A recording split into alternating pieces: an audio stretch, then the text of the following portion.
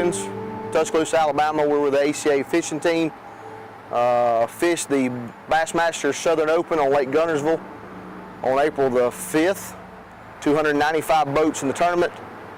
We had a great day on the water, minus an accident that we had. We were pre-fished Friday, didn't find a lot of fish on the south end of the lake. Decided that we would run north Saturday in the tournament. Ran way up past the bridge up near Mud Creek, up in that area of Guntersville. Fished that morning, had a really good morning, caught a couple of fish.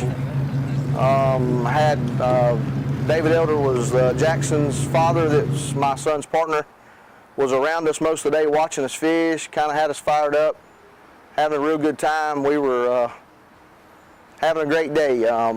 2 o'clock, we had a 3:30 weigh-in. The boat ride that morning was about a 44-minute run where we went. So we had to be back at the state park at 3:30. We knew that we had to leave there where we were at around 2:15 to 2:20 to give us time to get back.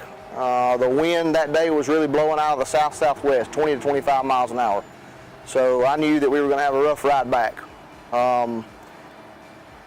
2:16, we leave. David go to a bank and fish a bank. The boys didn't like what they saw. We moved about 100 yards down the bank. We catch a 4.8 for our 5th fish. We're on cloud 9. We're fired up, excited about the bag that we have in the boat, anxious to see if we have enough to qualify for nationals.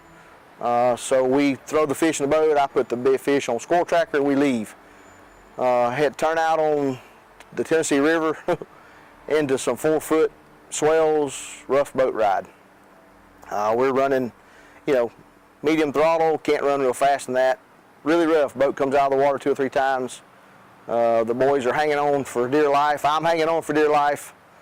I get down to where the river makes a bend somewhere near Roseberry and notice that I'm out of the channel a little bit. I had been hugging the right-hand channel, trying to stay out of the waves. We had been to the left side of the river, the right side of the river. We were just trying to get out of the waves. It was rough, and the river had calmed a little bit. We were in 2-foot waves then, and so we were able to pick up our speed a little bit. And I looked up and noticed a buoy in front of me that looked like I was out of the channel. Turned my wheel to the left to correct that and hit an object in the water running about 60 miles an hour. Don't know what it was, think it was a stump. In a split second, we went from cloud 9 to me looking over to make sure everybody was alive. The power trim cylinder, it broke the shaft completely loose. Of course, there was fluid that drained out of that. When it came over and hit the deck lid, it broke that off, I'm assuming. The motor came up completely over, hit the deck carpet lid here, and busted the cowling all to pieces. You can see the imprint of the hose here on that, but it busted the cowling when it came over in the boat and flipped all the way forward. Jackson was sitting next to me to my left in the middle of the boat seat, slung him into the console, into me, slung my son around in the bottom of the boat. The boat immediately stops, turns us left and stops, and of course, in my mind, I'm upset at myself because I'm scared I've jeopardized them with their weight. And so, in the terror and of the moment, we look at each other. We made sure they were okay, that I was okay. My son Hunter was extremely nervous because of the back deck lid was all tore up, the carpet was all eat up. We thought we had busted the fiberglass. We really thought the motor had, broke off the boat. To our surprise, when we all calmed down, the motor was still running. And so I immediately tried to trim the motor up to see if I could see. I was expecting to see no foot on my boat. The motor wouldn't trim up. So I put it in neutral and put it back in gear, and the boat moved. And so I told the boys, I said, it's 2:46. We've got 45 minutes to get to weigh in. We've got about 20 more miles of river to go. We're going to see if it'll run. And we took off and planed up. And my son said, hey, you're going to tear the motor up. tear something up, and I said, well, it's tore up. Now we're going to try to make it back. And so we ran 20-something miles with no trim back to the Guntersville State Park. All right, I'm Hunter Wilkins. I've been fishing for the ACA fishing team for 7 years. I've been with my partner here this is our first year together, and we've been pretty successful. I'm Jackson Elder. I'm a senior at American Christian Academy. I've been fishing for 6 years, and Hunter Wilkins is my partner. Practice, me and Jackson went up the weekend before. Practice was really slow. We caught one good fish. We'd already qualified for the national championship. We were kind of worried about it. We didn't know what we were going to do. We didn't really have a solid plan going yet. So we came back the next weekend on that Friday about lunch, and got on the water, and it was still really slow. We didn't really have any clear idea of what we wanted to do yet.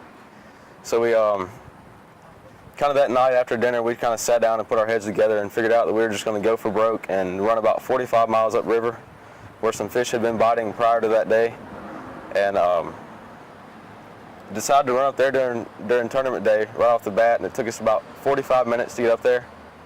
So that day we're fishing, and we get us a good limit.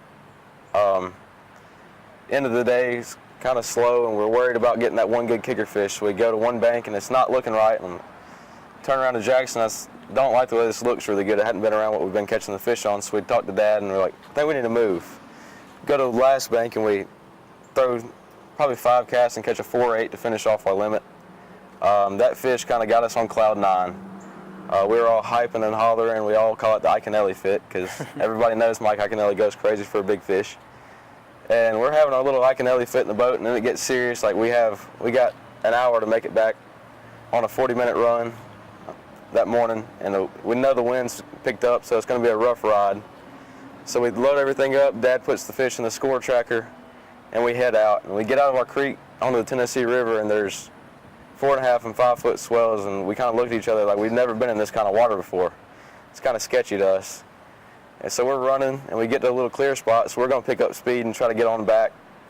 And Dad turns around and notices he's kind of out of the channel, and that's when we struck some object under the water, don't really know what it was, at about 60 miles an hour, and heard the humbling sound of a propeller above your head at 5,300 RPMs. It's kind of hard to explain what that felt like. Very scary, terrifying sound.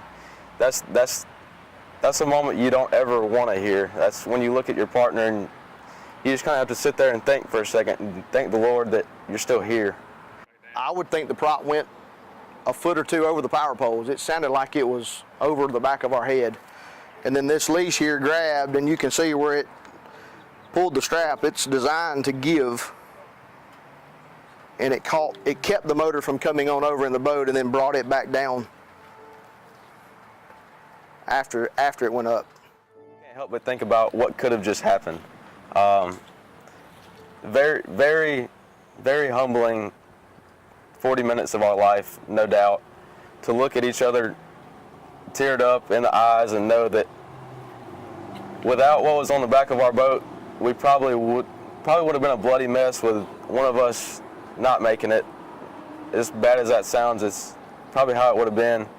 And that whole ride back was it was almost hard to keep a straight face and stay positive knowing that you could have just lost your fishing partner and a good friend for the rest of your life. After everything had calmed down and we had weighed in, I really just got time to myself and realized how potentially dangerous that really could have been and how wrong that could have went. I'm so thankful that we had the leash on. Without it, then I don't think we'd be here today.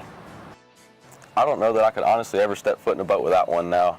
That I know that is almost positively the only reason that we're still walking and being able to fish and do what we love for the rest of our lives. I couldn't see myself ever buying a boat without putting one on it or getting in a boat without one, knowing that it could have gone that bad. I don't know that I would ever own another boat without one, ever. And I've got the father of my son's partner that is the same way. I went and bought my dad one. Several of our friends, he's bought several of his friends one. I don't think anybody that owns a bass boat that has a high-powered, a high-horsepower motor should run a boat without one, period. Without the leash, I don't know that this picture could be taken on this date. I think there would have been, might have been a different outcome without it on the boat. you.